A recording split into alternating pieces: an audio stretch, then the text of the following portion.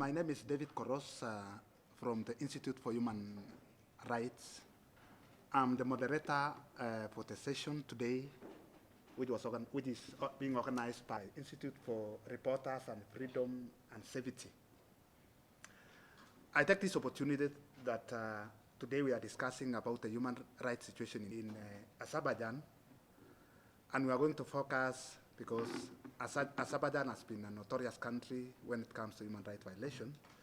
For the last 10 years, it has been a country with a lot of abuses, a lot of harassment and political detainees. And it is surprisingly that the state has failed to provide that assurance for human rights activists. So my colleagues on the right, we have Diana from the Institute for Human Rights and Institute for Human Rights. Next to me also is Karina, Institute for Reporters, Freedom and Safety. And upholding public order and morals and do not respond to any modern standards. Activists had voiced numerous concerns, citing additional unofficial measures that impede public gatherings. Unsanctioned assemblies are frequently met with a heavy-handed response from law enforcement, leading to fines imposed on participants. Moreover, the granting of permits for rallies in Baku has significantly declined since 2019, severely limiting avenues for peaceful demonstrations. Even when permits are granted, the government often confines such protests to secluded areas, for example, a closed stadium at the outskirts of the city, and utilize advanced surveillance technologies and recognition and mobile phone tracking to meticulously monitor attendees. The latter are later subject to random police questionings at the police stations.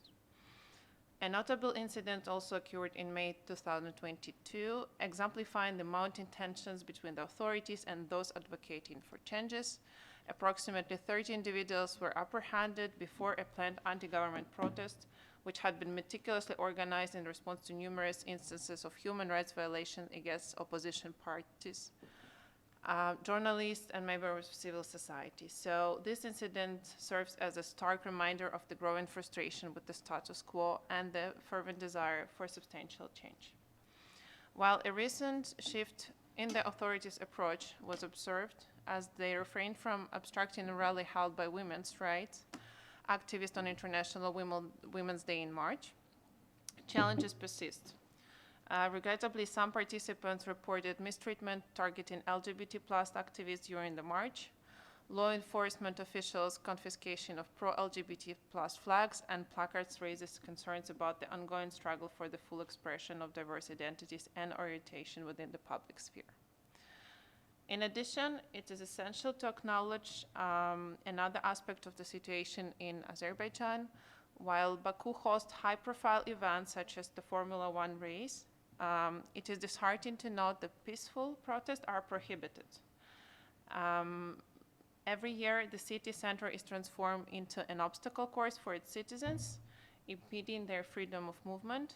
Regrettably, authorities justify the prohibition of protests under the pretext of ensuring unhindered mobility for the city's residents. This stark contrast between the facilitation of international events and the suppression of peaceful assemblies raises important questions about the government's commitment to fostering an inclusive and participatory society. Every year, it is crucial to address this issue as it further restricts the space for open dialogue and the exercise of democratic rights in Azerbaijan. In light of these circumstances, it is paramount that we acknowledge that the vital significance of freedom of assembly as a cornerstone of democracy and a fundamental human right. The limitation and restrictions placed upon peaceful gathering in Azerbaijan not only hinder the free expression of opinion, but also impede the progress of an inclusive and participatory society. There was not a single picket allowed in Azerbaijan for the past years, and this is atrocious. Therefore, it is incumbent upon the Azerbaijani government to thoroughly review its legislation and practices, ensuring compliance with the international standards and commitment regarding human rights. As members of the international community, it is our duty in solidarity with those striving for the protection and promotion of human rights in Azerbaijan. The mechanism of European Court proved to have some effect. However, we observe a tangible lack of justice due to the weak human rights defenders community in Azerbaijan, which would prepare solid cases and further make sure the decisions of the court are implemented, which is not the case now. By raising awareness, fostering dialogue, and advocating for change, they can contribute to the advancement of a more open and inclusive society, wherein every individual voice is heard and respected. Thus, our event today, which is not sponsored and solely prepared by our NGOs' efforts, is an attempt to make you hear the voices of our colleagues who face incredible challenges in exercising the fundamental rights to peaceful assembly and express their thoughts and opinion. For example, our colleague Bakhtiar Gachiyev, who has been persecuted recently for its open opinion on the work of the ministry, and my colleague Diana will tell you a bit more about that. Thank you very much.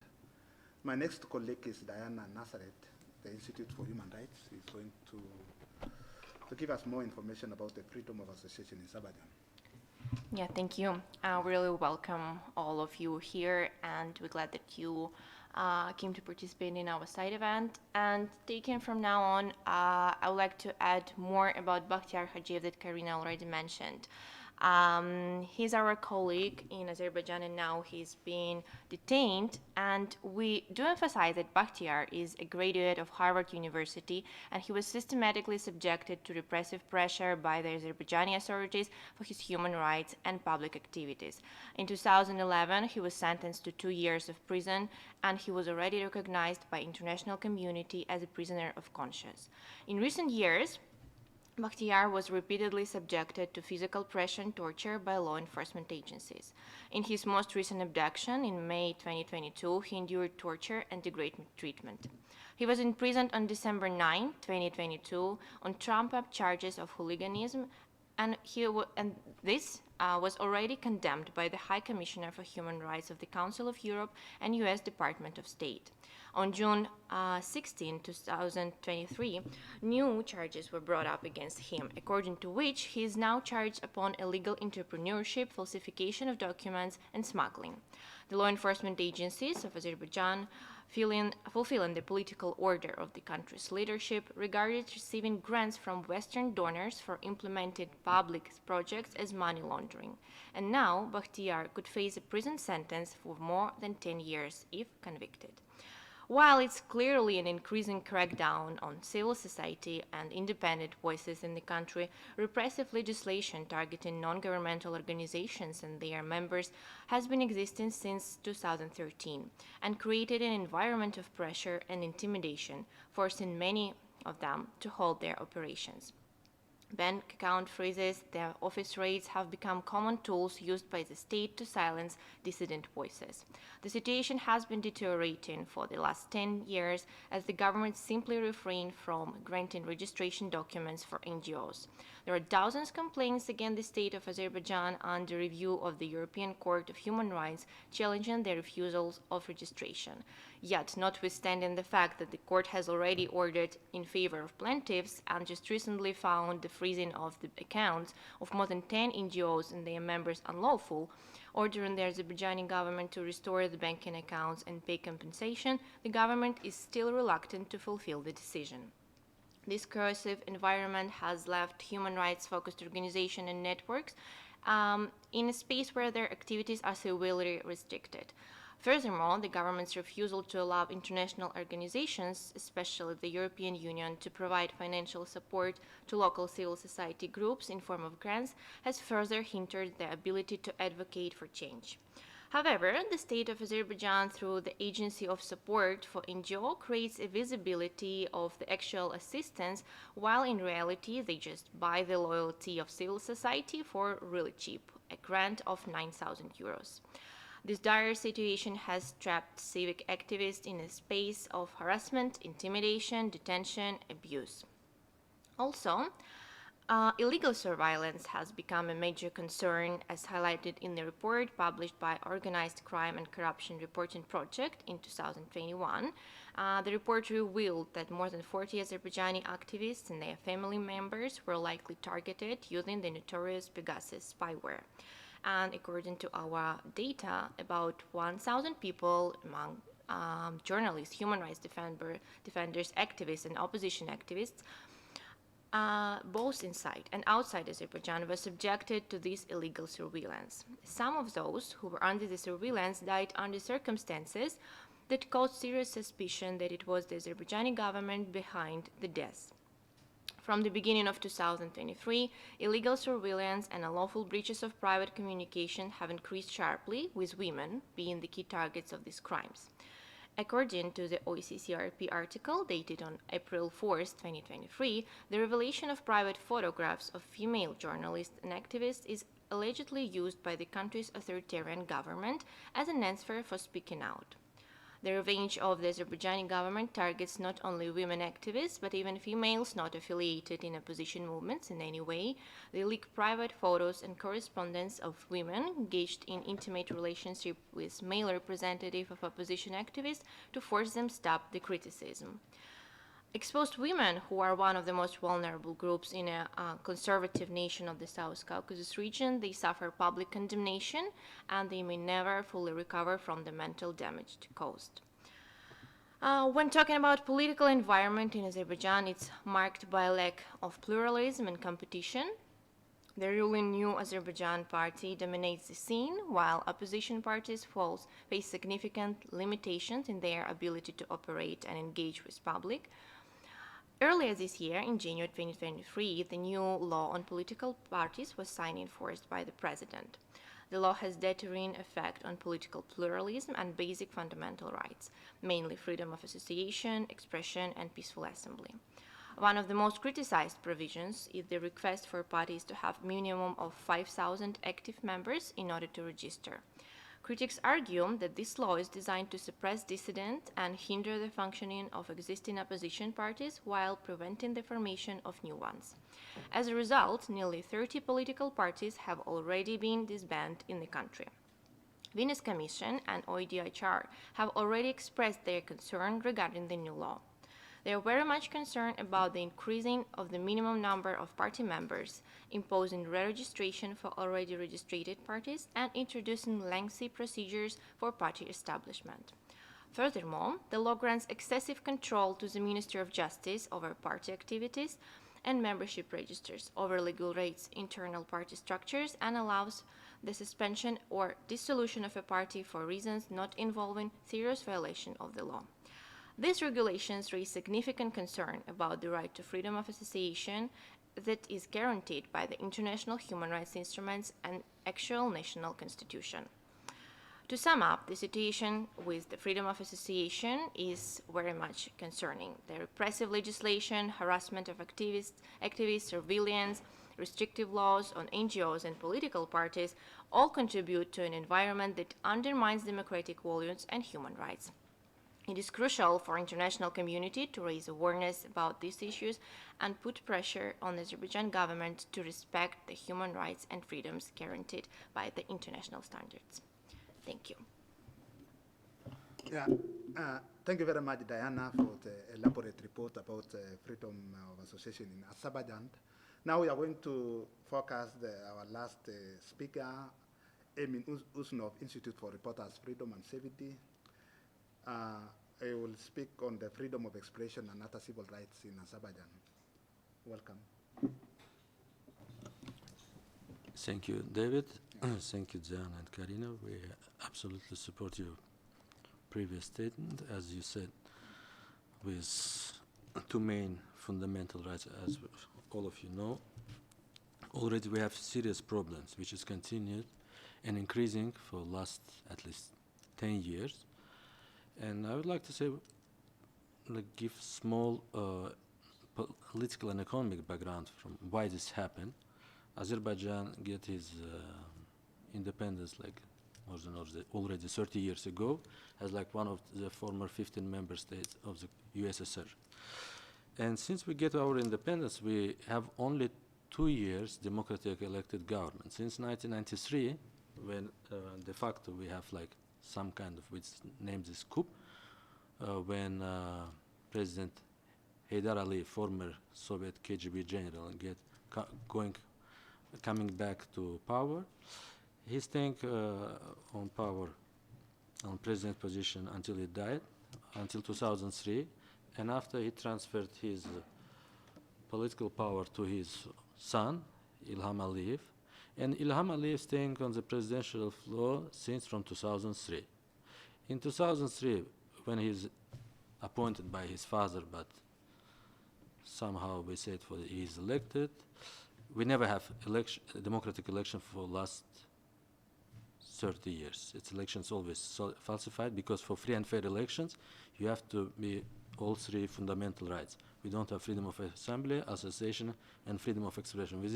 Without these three fundamental rights, any elections not legitimate. But we would like to say we operated inside the country, and now most of our colleagues still working in Azerbaijan in very difficult conditions, but many of our colleagues also decide to live under strong pressure and continue to work in exile. And since 2003, after 2 presidential terms, in 2013, Ilham Aliyev finally decided to switch from authoritarian style to soft totalitarian style, and he changed constitution, appointed his wife to vice president position. It's few countries in the world which have such kind of systems. I think only Nicaragua, dictatorship, have this kind of stuff, and Azerbaijan. But Azerbaijan, I would like to remind to all of you, everything, all of these violations, especially for last 20 years, happened since Azerbaijan get membership in the Council of Europe. And maybe some of you who don't know, it's the Council of Europe right now have 46 member states. Russia just kicked out from this institution after war in last March in 2022. And now we have 46 member states, which is their they're supposed to provide high-level human rights conditions for their populations. And imagine Azerbaijan staying on the worst place. And since we have get this membership in the Council of Europe, we have a big hopes for we start to use international mechanisms, as like my colleagues mentioned, European Court for Human Rights.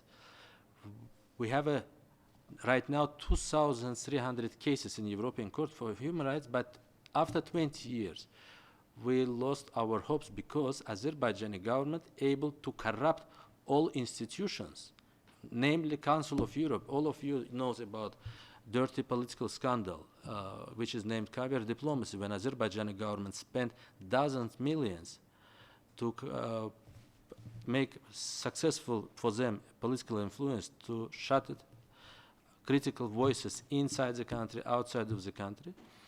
And right now we don't have any kind of democratic transitional hopes, because one person, he's appointed his wife to vice president position, nobody elected her, and inside the one family they concentrated economic and political power.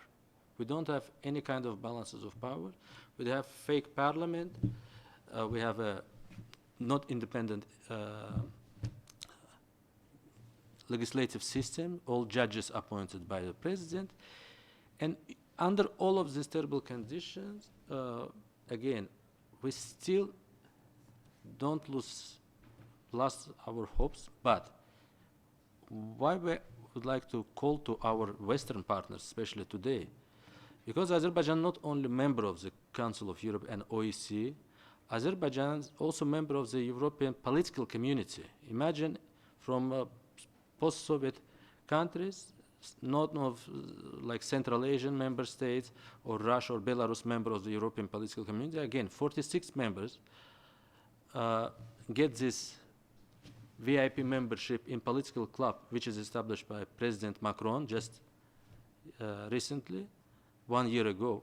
And Azerbaijan authoritarian leader used this opportunity. He make handshake with all European leaders. They are welcomed him on the high-level summits. But situation going worse and worse, and we didn't see any kind of critical supporting voices from European and Western political community. What we see right now, we see for Azerbaijan try to positioning himself as like strong partner, which is help to Europe minimize his energy dependency from Russia, since Russia not able to deliver energy resources like oil and gas to Western Europe. All Western partners, like-minded states, say, yes, Azerbaijans have some kind of progress. Just recently, yesterday, Azerbaijani Minister of Foreign Affairs on bilateral meetings with his colleague in United Kingdom, in London. Imagine, like, British minister said, we are welcoming some progress with human rights and looking forward to engage with Azerbaijani government on implementing and make stronger human rights reforms. We're shocked. But many people in Azerbaijan shocked, but after I just understand why it's happened. Because United Kingdom is biggest foreign investor in Azerbaijan. British Petroleum, biggest oil company. Their leading company is Gas and Oil Consortium. Another, we have many companies like Total, Eni, Equinor from Azerbaijan, which is they're working in Azerbaijan. Like Equinor is Norwegian state oil company. It's like from Italy, Total,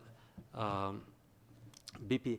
All of these companies today, when we few sessions, it's quite interesting for in the Human Rights Council, stakeholders start to talking about responsibility of the business with the human rights. But which kind of responsibility have a huge business, transnational corporations? They are denied support to civil society.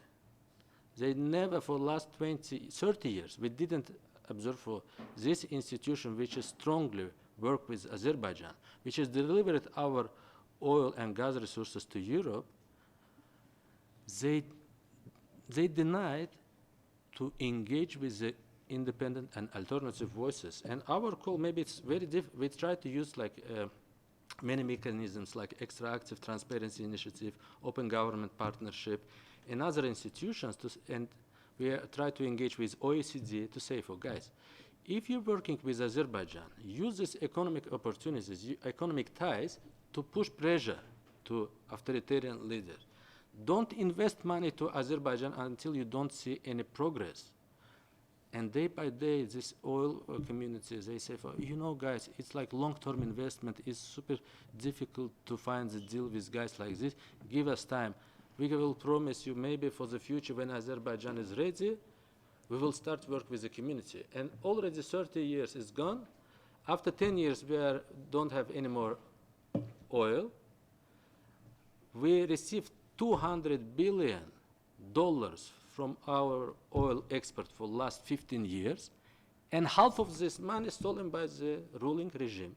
And when questions, maybe some of you are asking why this happened in Azerbaijan, because the reason, because we have a authoritarian kleptocratic regime, which is destroyed all critical voices because they are looking forward to steal more and more money from our state resources. And people in Azerbaijan don't have any benefit. It's difficult to speak with Azerbaijani government. They're never ready for real dialogue. They are using European institutions against Council of Europe. They are using OEC. They are using even United Nations to promote themselves. They say, look, we are not terrible as like some human rights defenders said in the international meetings or forums, etc. And our main goal today, especially, we would like to make attention of the United States, Canada, because they have a leading role inside the OEC. We call to Council of Europe member states and the European Union, guys, if you think for Azerbaijan, real strong and successful partners and help to Europe to minimize the dependency from EU, you should support civil society in Azerbaijan. You should support local community. And we always have some kind of wrong response to our request for support. We say, guys, when you recover this support, because before we get support, but since Aliyev changed constitution and decide to stay forever, he make super strong shrinking space for civil society, no one able to getting any sense legally from Western donors. Last person, Bakhtiar, he get like 2 small grants from European Endowment for Democracy. Imagine. And they named him like a smuggler. Imagine, like some governments use this kind of terminology against mafia bosses. But I want to say who is a smuggler. Smuggler is the ruling regime of Azerbaijan. They are using some NGOs, like Haidar Ali foundations, for money laundering. And I'm address this to Azerbaijani government. They have recently closed these foundations after 20 years of operations. Imagine, because we always criticize that these foundations never make any kind of reporting. All of their auditor reports is never published. This NGO, according to the NGO law, all public associations and foundations must declare their assets, all incomes and all spent items supposed to be published. And we always ask them, they never do this. Imagine, I'm sure for some institution like FATF, they give recommendations to make more accountable all stakeholders in Azerbaijan, because they see for many billions dollars coming from Azerbaijan and laundered via Western banking system, as like story with Danske Bank. Many of you know. Like our colleagues from the investigative journalist community publish every year many stories about how the ruling regime steals the money. And I'm saying for the government of Azerbaijan using non-profit sector, and especially they're using like foundation like Haidar Ali Foundation for such kind of dirty things. And after 20 years of our criticism, you know what's happened? Just a few weeks ago, they closed this NGO and they make official state agency. Like now we have state Haidar Ali Foundation. If before they are operated, something happened. We know we still have some information, but main things was they tried to close any kind of like leaks or evidences for they do something wrong as like bigger NGOs. But our colleagues, which is already the second time supposed to stay in the prison for his public activity, they name him as like smugglers. Our NGOs, we spent 10 years to fight with this government in the European Court for Human Rights. Only our organization have more than 10 cases in European Court for Human Rights. Imagine after 10 years, they are confiscated our assets. We have the biggest NGOs in Azerbaijan. In 2014, they come and sealed our office, confiscated all our computer equipment. We have a video and audio production company, which is produced like public interested, which is operated as like public interest media in internet via YouTube. They are confiscated assets for more than 150,000 euros. And right now, imagine European Court for Human Rights after 10 years make decisions. They say, for yes, this confiscation illegal. Government supposed to pay for moral compensation approximately 5,000 euros. But the issues regarding this stuff which is they are confiscated, they say yes, it's illegal, but it means for it's not clear. But many lawyers said, well, now European Court for Human Rights try to give credit to Azerbaijani government and give some kind of opportunity to them. For, okay, we find for you are guilty, go return this equipment which is you confiscated 10 years ago. Imagine, our office still not returned. Our bank accounts still frozen. We win case also 2 months ago. We get funds from National Endowment for Democracy and from European Commission, American and European donors. This amount still on the frozen bank accounts. It's not a problem with us. Many other colleagues have the same problems. And until this current regime not able to be,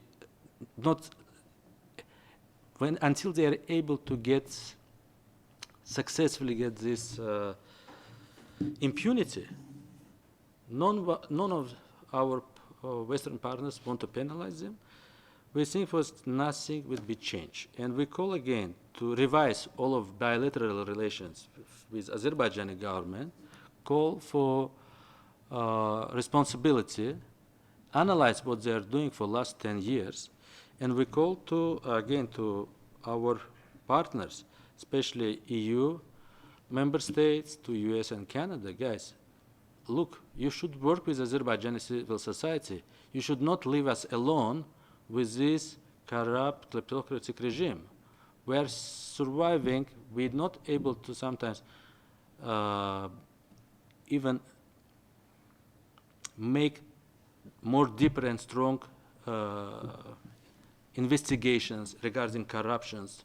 When we try to ask some support for anti-corruptional investigations, we received a response for, guys, it's not good momentum. If we support you, government will be punished you because you still have this restrictive non-governmental non-profit law. But we addressed, again, to Western community, you should stop to do this like selective solidarity. Look what's happening in Belarus. Why EU able to support Belarusian civil society, which is completely right now successfully operated from outside and engage with activists inside the Belarus? We have 15 minutes for Q&A, and I'm finished in 1 minute. Thanks for kind reminding. And I just, again, we have many things to say.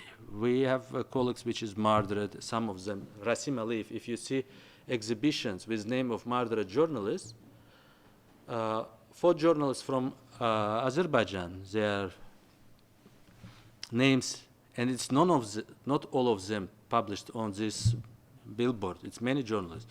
But at least 2 of these journalists, for murder of these journalists, responsible for this ruling regime. And we call for independent investigation for justice for our colleagues. I would like to stop here. And if you have like moderated questions. Very much, Mr. Emin, for your speech. And I'm going to open now the forum for the opinion. And so we are going to give the first. Yeah. Thank you. Welcome.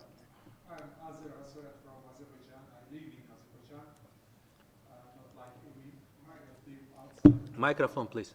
Is it working? Okay, sorry. So, while just hearing all accusations in regard to Azerbaijan, I was just surprised because I live in Azerbaijan. I know the situation better than anyone else. And at the same time, I'm human rights expert, journalist, dealing the freedom of expression, media. Of course, I'm a person who knows the country from inside. Plus, I have quite enough international experience in regard to human rights, journalism. Emin knows me quite enough well. That's why I would like to mention some points in regard to speeches or given presentations. The case of Bakhtiar Hajiev. You know, no one except very few people in Azerbaijan wants to support, to defend Bakhtiar for his immorality. If you would like to hear details, I can give why. Then, in regard to his grants got from the European endowment or somewhere, according to laws of Azerbaijan, if you get any grant from any organization, you have to register it through the Ministry of Justice. If you didn't do that, this means you will be prosecuted. This is a very pure law, nothing else. And plus, most information in the speeches of presentations are outdated, you know? Azerbaijan, as other countries of the world, was closed due to COVID-19. Of course, many public gatherings were not allowed as it was the case in Europe, in other parts of the world. And in regard to staging pickets or protest actions, Yeah, sorry. You still have 30 seconds, please. Yeah, I'm just If getting. you have questions also. Okay, I will put a question as well. So, I'm just making clarification because we must not be one-sided. We must not just speak and no one will answer, so that's okay. What's my question? If you really are dealing with the human rights in Azerbaijan, you have to get in touch with all parties. This is government, this is independent civil society organizations, this is media organizations, and active journalists. I mean, of course, it's good to support, to defend human rights, to improve the country or someone else. But you need to get in touch with all parties interested. Thank you. Next. Yeah, George Papadopoulos, European Public Law Organization. Thank you very much for organizing this. I have some questions regarding opposition parties. How many are there? And for an opposition party to be elected in government, what is the minimum number of votes in terms of percentages to get in? The way you have described the situation, it is what is called a hybrid regime. I mean, it may give the impression that it's a democracy, but it does not function as the democracy that we know in several other countries. As far as bringing change, the way you have described it, and the way I know at least, because I participated in many discussions regarding African countries, the countries in transition, and also we see a decline in democratic regimes around the world, even in countries that depend on international financial institutions and so forth. It's very, very difficult. So yes, you make the appeal to the big ones to exert some influence, but I am fully aware of the obstacles that you're facing. But I would like to know a little bit about what's going on in the parliament and the opposition parties. Thank you. Thank you very much. Last two. The last one before we respond. Okay. Two. Two, and then we respond. Madam? Up to you. Yeah, please, Azerbaijan. We express our regret at holding this event, which is a deliberate provocation against Azerbaijan. It's well known that the founder of the NGO, which supposedly organized this side event, Emin Hussein, years ago, was sheltered in the embassy of Switzerland in Baku for several months, and then with the consent of Azerbaijan, left the country of the plane of then Foreign Minister of Switzerland, Didier Burkhalter. The Swiss government took him madam, under the question? patronage. It's not a question, it's a statement. Okay. Therefore, holding this event also raises question to the Swiss government that a person who acts under its patronage, it used for provocations against UN member states, and in this particular case against Azerbaijan. If those who stand behind this side event were really interested in the policies of Azerbaijan in the field of protecting and promoting human rights, they would have reached out to and consulted with Azerbaijan. And if those who had sponsored this side event really cared about the situation of human rights in Azerbaijan, they would have not remained silent about grave impact of the Armenian aggression against Azerbaijan, such as the violated rights of Azerbaijani IDPs and refugees, the victims of mine explosions, and almost 4,000 missing persons. Thus, the legitimate question is that, what are the interests of those who sponsored such provocations against Azerbaijan? The sole purpose is to show of this show, held under this guise of a side event, to tarnish the image of Azerbaijan and influence the independent policy of my country. The fact that the international NGOs, which prefer to engage in constructive dialogue with Azerbaijan, are not party of today's discourse is another proof of failure of this event. And regrettably, Emin Husseinov has turned into an instrument of those who, under the influence of external forces, including the Armenian lobby, are trying to undermine the peace process and development in the region. We categorically reject such shows, and all misinformation voiced today. Side events should serve as an additional platform for constructive engagement with member states on the promotion and protection of human rights, and not as a tool to attack them. Thank you. Okay, thank you very much, Madam. And then we respond to the first Thank you. 4 questions. First of all, I would like to And then mention that outbursts like this one once again reveal that there is zero tolerance towards any criticism in that country. Azerbaijan is an authoritative regime, and it is testified to by its index in each and every democracy-related survey. They occupy the lowest place among the countries of the world when it comes to freedom of media, freedom of gathering, assembly, elections, you name it. Nowhere in any index they appear in the first 100 countries, even below 100. So to speak about democracy and supporting it, it's a little overboard. My question is, first of all, I would like to thank you, the organizers of the event, and my question is that isn't it time to switch from supporting civil society to sanctioning this authoritarian regime? That's my question. Thank you. Okay.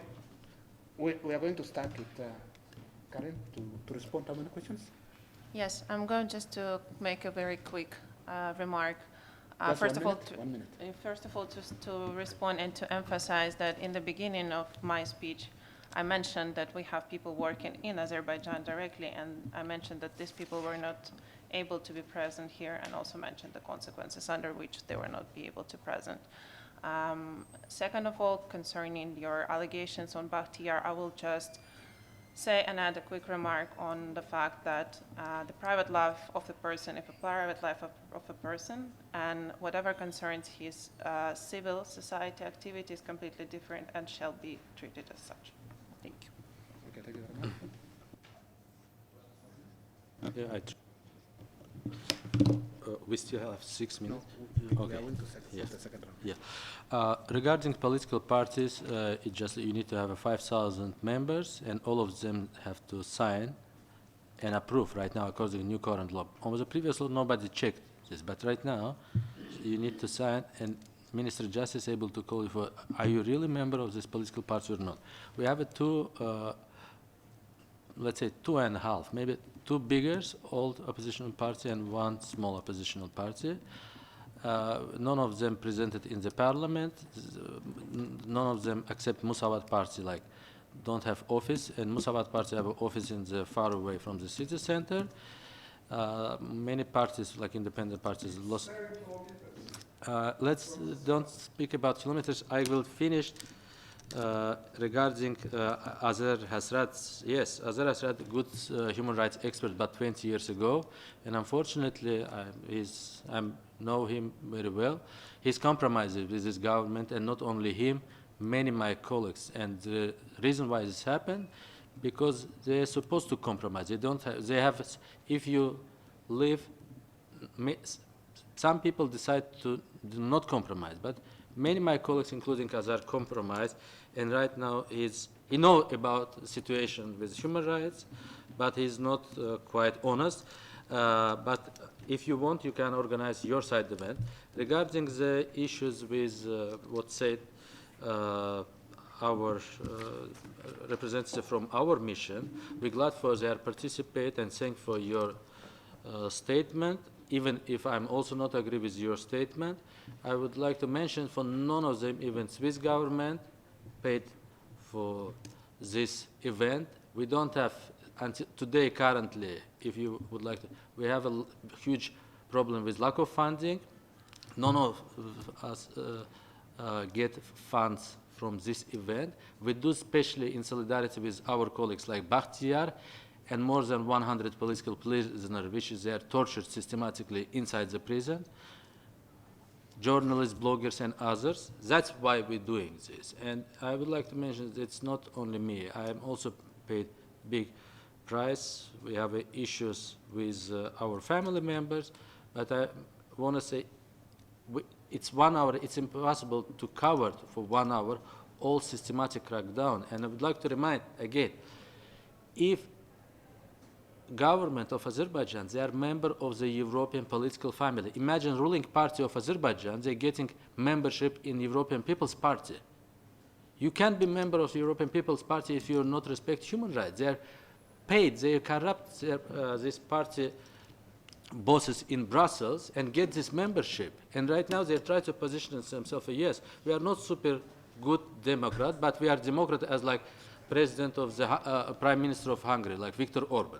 But they are again, they are looks like hybrid regime, but things what's going on right now, if you analyze deeply, we have a huge, with Bakhtiar Hadjiyev, the things what started with him, it's second big way, upcoming way, which is completely probably destroyed civil society next couple of years until 2025, because we have upcoming presidential election in 2025.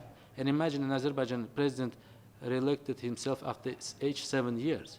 No any chance for democratic transitions. And again, nobody supported us for this event. We called regarding representative from Armenia. I don't